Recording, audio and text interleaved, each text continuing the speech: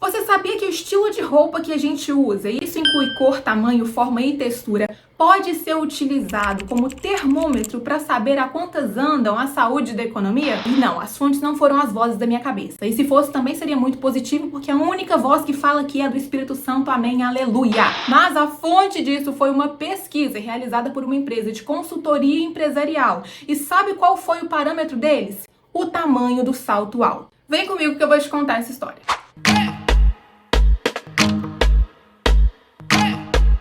Oi, eu sou a Esther e esse é o Demodê. Aqui a gente tem umas conversas nada fora de moda.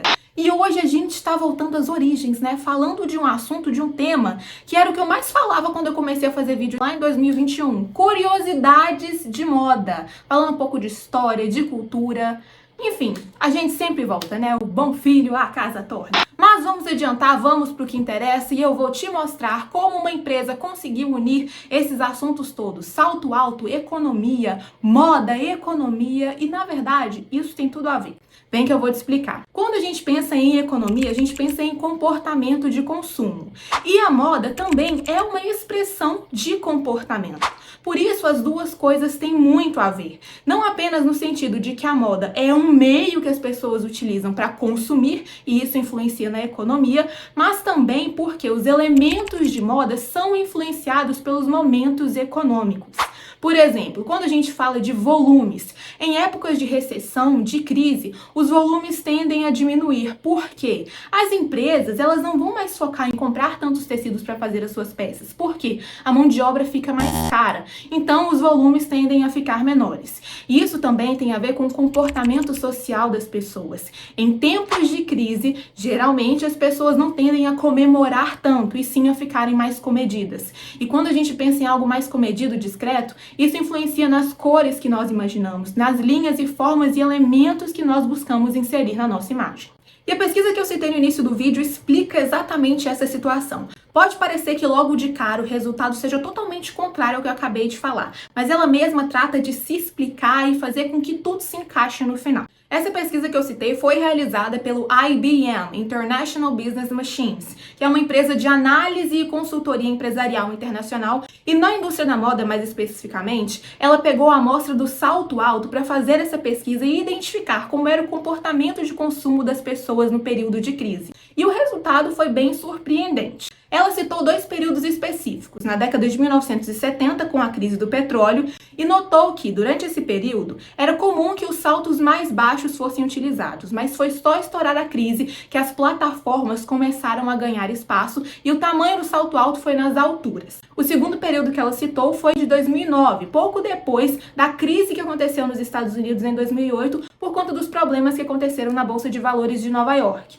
E nesse período ela também identificou que os saltos foram ficando mais altos. E isso tem um motivo. De acordo com a pesquisa, os saltos mais altos faziam com que as pessoas sentissem a sensação, essa foi de doer, de que elas estavam se afastando dos problemas, criassem uma ideia de certa ostentação. E eu sei que pode parecer bem contraditório o que eu falei no início do vídeo, de que em períodos de crise as pessoas ficam mais comedidas, mas a própria pesquisa, como eu também falei, já se explica. Ela diz que esse comportamento só dura no início da crise, que quando as pessoas começam a perceber que a crise vai perdurar por mais alguns meses ou talvez até anos, elas começam a voltar para o chão. Elas começam a colocar o pé na terra porque não dá para ficar no mundo da fantasia, mesmo que inconsciente, para sempre. E não sei se você conseguiu perceber, fazer essa relação, essa conexão com o período que a gente acabou de viver. Tô falando da pandemia. Quando ela começou, vieram logo as restrições, de ter que ficar mais em casa, ninguém podia ficar saindo muito, e isso se refletiu na forma como a gente se vestia, de que maneira? Na busca pelo conforto. Cores mais neutras, peças sem muitas aplicações, tecidos mais maleáveis. Não é à toa que bombou o loungewear e muitas marcas começaram a investir nesse tipo de peça. Mas aí também, logo que as restrições começaram a ser levantadas, a gente começou a ser liberado, digamos assim, veio aquela famosa moda dopamina. Era cor pra tudo quanto era lado, estampa que você quisesse, aplicações, brilho, enfim. O que você quisesse colocar, você estava no seu direito, afinal. Era momento de comemorar a nossa readquirida liberdade, não é? Então é assim que a moda se comporta em períodos de crise, em períodos de renovação, digamos assim, períodos pós-crise. Como se chama períodos pós-crise? Tem um nome específico para isso? Ah, eu não pesquisei, depois eu vou pesquisar. Mas é assim que ela se comporta. E isso tá acontecendo de novo, porque nós estamos vivendo mais um período de crise. Crise econômica, guerras ao redor do mundo. Infelizmente, a situação tá bem complicada. E isso tem se refletido também na moda. Qual é a cor do ano de 2025? Um marrom, tipo esse que eu tô usando aqui agora. Mocha. Ah, enfim, eu não prestei muita atenção não, gente. Vou confessar que eu tô um pouquinho desatualizada dessas questões de tendência. Mas enfim, disso daí eu sei que a cor do ano é o marrom.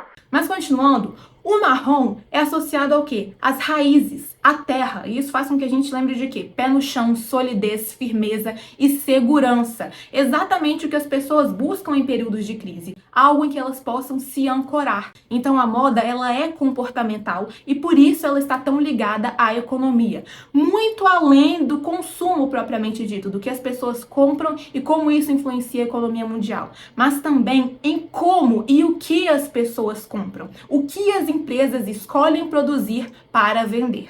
E agora me conta, deu para entender? Você gostou de ouvir? Porque eu gostei de te contar. E eu sempre falo que eu gosto muito de trazer esses temas por aqui, porque na verdade também foi o que me fez começar, foi trazer curiosidades de moda. Meu primeiro vídeo foi sobre slow fashion, o que era o slow fashion.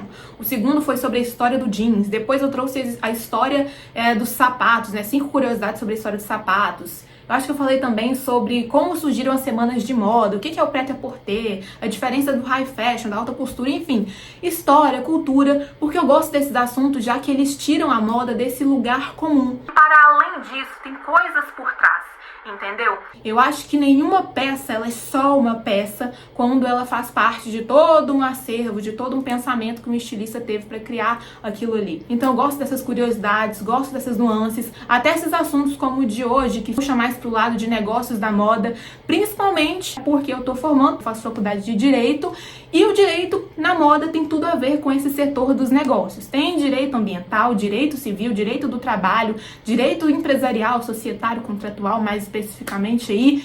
Enfim, então eu tenho que já começar a construir meu repertório nisso aí, porque se Deus quiser, em breve advogada, e é nessa área que eu quero investir. Os comentários estão abertos para você me contar o que você achou. Espero que você tenha gostado de ouvir, porque eu amei te contar. E como sempre, deixa suas ideias de conteúdo, o que você gostaria de ouvir. Não sei se vocês já viram o nosso primeiro vídeo do ano, que foi um bate-papo nada demodê, uma entrevista com a nutricionista Luíla Coelho, em que a gente falou sobre beleza, saúde, nutrição, enfim, sobre como isso é importante, a beleza da nossa saúde. Então, se você quiser ouvir sobre mais algum assunto específico, carreira, enfim, deixa no comentário. Por isso o feedback de quem acompanha aqui é tão importante. Encaminha para aquela pessoa que você acha que vai curtir. Deixa a sua curtida aqui também, porque ajuda no famoso alcance. Se inscreve no canal se você tá vendo pelo YouTube. E compartilha também o vídeo do YouTube para mais gente se inscrever, se você quiser, né? Também ninguém tem obrigação de nada, né, gente?